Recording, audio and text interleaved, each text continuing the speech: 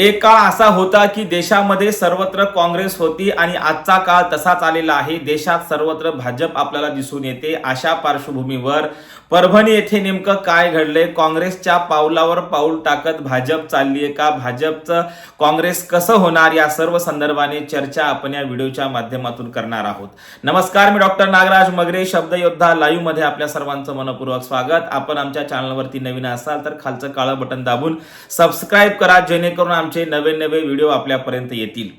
तर मी सांगत होतो की एक काळ असा होता की देशामध्ये सर्वत्र काँग्रेसचं राज्य होतं, काँग्रेस सर्वत्र होती। अनेक ठिकाणी काँग्रेसच्या पक्षातील जे काही बडे नेते होते त्यांच्या घरातलेच लोक जिल्हा परिषद, पंचायत समिती, अगदी ग्रामपंचायत, अनेक सोसायट्यामध्ये त्यांचीच माणसं उभी राहायची। नात्या गोत्यातली माणसं काँग्रेस उभे करत होती आणि हा घराणेशाहीचा कित्ता आता भाजप गिरवत आहे का आणि लवकरच भाजपचा काँग्रेस कसा होईल या संदर्भाने आपण चर्चा करत असताना आपल्याला उदाहरण म्हणून द्यावं लागेल ते म्हणजे महानगरपालिका निवडणुकीमध्ये अनेक ठिकाणी भाजपने एकाच घरातल्या 4-4, 5-5 लोकांना खरं तर तिकीट दिलेली होती आणि आता तोच कित्ता जिल्हा परिषदच्या निवडणुकीमध्ये परभणी येथे खरं तर भाजपने गिरवलेला आहे। त्यामुळे भाजपचे देखील पावलं हे काँग्रेसच्याच पावलावर पडणार आहेत। त्यामुळे येत्या काळामध्ये भाजप मुक्त, जसं काँग्रेस मुक्त भारत किंवा काँग्रेस मुक्त महाराष्ट्र अशा काही घोषणा मध्यंतरी नेत्यांनी दिलेल्या होत्या, तशा घोषणा येत्या काळामध्ये सुरू होतील।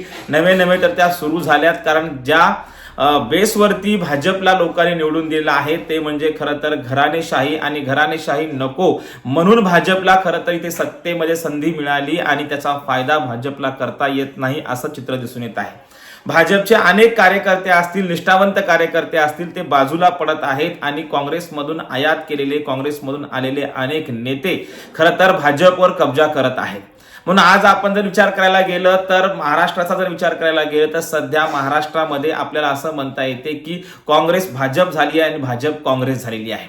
त्यामुळे आपण जेव्हा या सर्व अंगाने चर्चा करतो तेव्हा आपल्याला खरं तर उदाहरण म्हणून घेता येतं किंवा सुरेश वरपुडकर म्हणून जे आहेत, माजी आमदार आहेत भाजपचे, आणि त्यांनी काय केलंय तर त्यांच्याच नात्यातल्या जवळपास आपल्या घरातल्या 5 जणांना खरं तर निवडणुकीमध्ये उभं केलेलं आहे। जिल्हा परिषदच्या निवडणुकीची तिकीट त्यांनी दिलेली आहेत। याच गोष्टीला इथली सामान्य जनता कंटाळलेली होती आणि काँग्रेसचं आपण पाहिले कारखाने असतील, सोसायट्या असतील, त्यानंतर ग्रामपंचायत असतील, जिल्हा परिषद असतील, पंचायत समिती असतील, ज्या काही स्थानिक स्वराज्य संस्था होत्या त्याच्यामध्ये काँग्रेसच्या आमदार खासदाराचे नाते गोते असायचे। अगदी तसाच कित्ता आता खरं तर भाजपमध्ये गिरवल्या जातोय। भाजप हा केडर बेस पक्ष आहे असं आपण म्हणत असलो तरी केडरच्या लोकांना साईडला करून जे काँग्रेस आणि इतर पक्षांमधून आलेल्या लोकांना संधी मोठ्या प्रमाणात देण्यात येत आहे।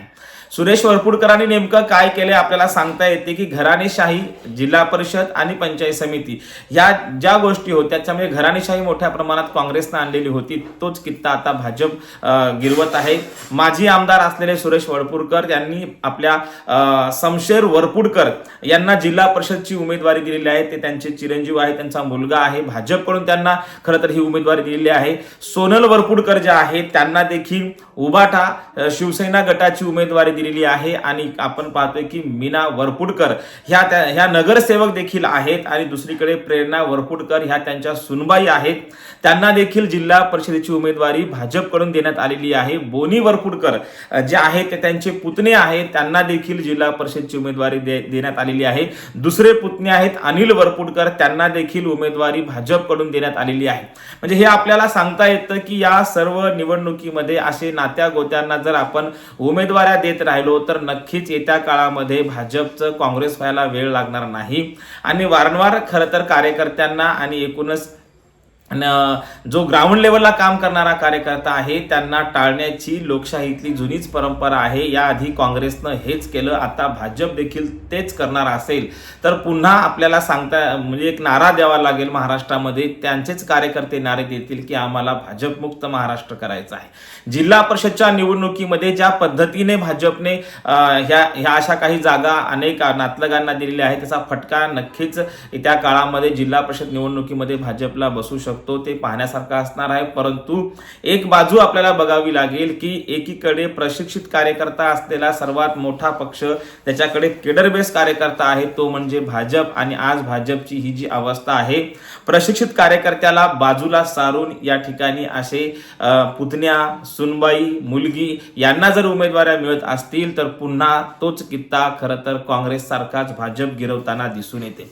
असं का होत आहे तर बरेच जण काँग्रेसमधून हे तिकडे आयात झालेले आहेत आणि मग साहजिकच आहे की त्यांची जी काँग्रेसची संस्कृती आहे ती संस्कृती पुन्हा भाजपमध्ये नव्यानं रुजवण्याचा कार्यक्रम सुरू आहे. याच्यामध्ये भरडल्या जातोय तो सामान्य कार्यकर्ता, याच्यामध्ये भरडल्या जातोय तो खरं तर ग्राउंड लेवलला काम करणारा कार्यकर्ता. आणि मग अशा वेळी पुन्हा कार्यकर्त्यांनी या भाजपमध्ये बंड केला तर आश्चर्य वाटायला नको, कारण अनेकांना आमदारक्या, खासदारक्या, जिल्हा परिषदा, पंचायत समिती आणि झालेल्या महानगरपालिकेमध्ये सुद्धा खरं तर संधी मिळाली, परंतु कार्यकर्ता ठाम उभा असताना त्यांना संधी मिळाली नाही.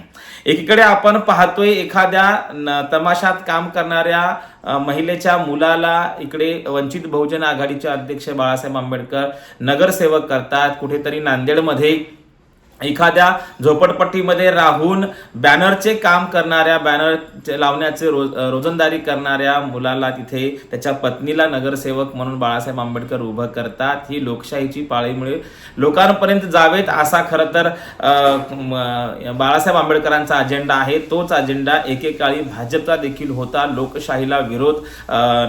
लोकशाहीला खरं तर विरोध करणाऱ्या आणि घराणेशाहीचं समर्थन करणाऱ्या काँग्रेसला त्यांनी विरोध केला आणि भाजपने तो अजेंडा पुढे आणला होता की आम्ही घराणेशाहीला विरोध करतो.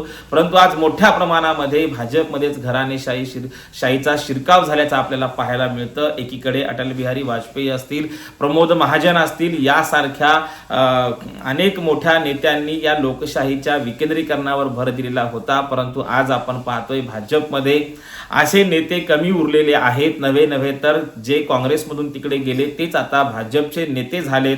आणि अशा प्रसंगी प्रशिक्षित कार्यकर्त्यांनी नेमकं काय करायचं हा प्रश्न सर्वांसमोर पडलेला आहे. सोशल मीडियामध्ये त्यांना एक शब्दप्रयोग केला जातो, तो म्हणजे सतरंजा उचलणारा कार्यकर्ता आणि मग किंवा मालकाची गाडी पुसणारा कार्यकर्ता. असं सोशल मीडियामध्ये जी टीका टिप्पणी सामान्य कार्यकर्त्यावर होत असते. भाजपने खरं तर त्याच्याकडे लक्ष दिलं पाहिजे, अन्यथा येत्या काळात त्यांचा काँग्रेस व्हायला वेळ लागणार नाही.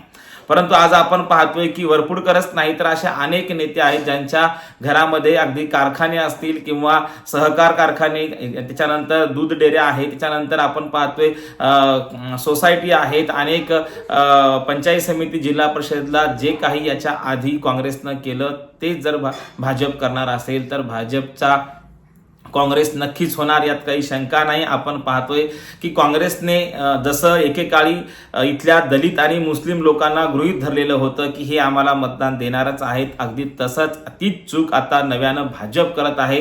भाजपला असं वाटत आहे की इथला मतदार पैसा दिल्यानंतर आम्हाला मते देतो, असा जो काही गोड गैरसमज भाजपच्या नेत्यांमध्ये जर असेल तर ती शोकांतिका आहे. आणि हे असं होऊ शकत नाही, कारण सोशल मीडियावर असे आरोप होत आहेत की मतदारांना भाजप गृहीत धरत आहे. लोकांमध्ये ही चर्चा आहे की त्यांना वाटत आहे की आम्ही पैसा फेकल्यानं निवडून येतो, अशी चर्चा लोकांमध्ये असते. तेव्हा खरं तर येत्या काळामध्ये जसं काँग्रेसचं झालं तसं भाजपचं व्हायला वेळ लागणार नाही. आणि म्हणून केडर बेस कार्यकर्ता असलेल्या भाजपनं जर वेळीच या संदर्भामध्ये सावध झालं नाही तर त्या पक्षाला काँग्रेससारखे दिवस यायला वेळ लागणार नाही. एकतर लोकशाहीचं समर्थन करणारा आणि घराणेशाहीला नाकारणारा एकेकाळी भाजप, आज आपण पाहतोय सर्वांनाच घराणेशाही तिकीट देण्याचं काम केलं. अनेक घराणेशाहींना आपल्या पक्षात स्वागत करून त्यांना आमदारक्या, खासदारक्या दिल्यात. आणि आता जिल्हा परिषदच्या 5-5 तिकिटाचं वाटप एकाच व्यक्तीच्या घरात जर आपण करणार असू तर याचा अर्थ असा होतो की मुळात कालचं भाजप आज राहिलेलं नाही आणि येत्या काळामध्ये पुन्हा भाजपचं काँग्रेस व्हायला वेळ लागणार नाही.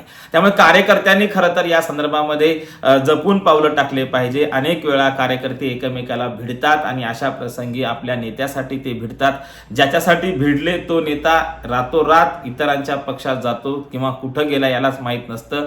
तेवढंच नाही तर सकाळी एका पक्षात असलेला नेता, त्याचे कार्यकर्ते सकाळी एका सोबत भांडतात आणि रात्रीला नेता दुसऱ्याच पक्षामध्ये गेलेला राहतो. अशा वेळी कार्यकर्त्यांवर जी वेळ येते ती वेळ जिल्हा परिषद पंचायत समितीच्या निवडणुकीमध्ये येऊ देऊ नये. कार्यकर्त्यांनी सावधानतेनं राहणं हेच खरं गरजेचं आहे आणि येत्या काळामध्ये लवकरच भाजपचा काँग्रेस व्हायला वेळ लागणार नाही.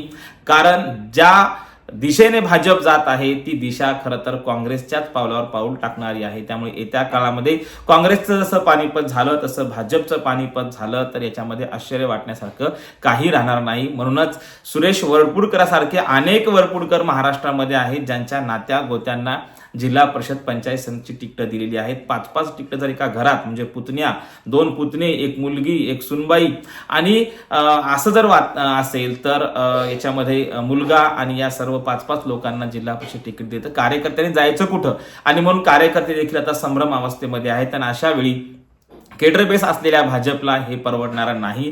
म्हणून येत्या जिल्हा परिषद आणि पंचायत समितीच्या निवडणुकीमध्ये हे पाहण्यासारखं असणार आहे की या घराणेशाहीला भाजप स्वीकारणार आहे का, भाजपचे मतदार स्वीकारणार आहेत का, भाजपनं स्वीकारलेलंच आहे तर भाजपचे मतदार स्वीकारणार आहेत का. आणि म्हणून पाहण्यासारखं असणार आहे की सुरेश वरपुडकर यांच्या मुलाचा आणि त्यांच्या 2 पुतण्या आणि सुनबाई यांचा नेमकं या निवडणुकीमध्ये काय होते हे पाहण्यासारखं असणार आहे. असे असंख्य वरपुडकर जे शाहीमध्ये वावरत आहेत अशा असंख्य वरपुडकर आपल्याकडे आहेत. परंतु यामध्ये केडरबेस कार्यकर्ता किती स्वीकारतो हे पाहण्यासारखं असणार आहे. एकूणच काय तर येत्या काळामध्ये काँग्रेसचं जसं पानिपत झालं तसं भाजपचं पानिपत व्हायला वेळ लागणार नाही.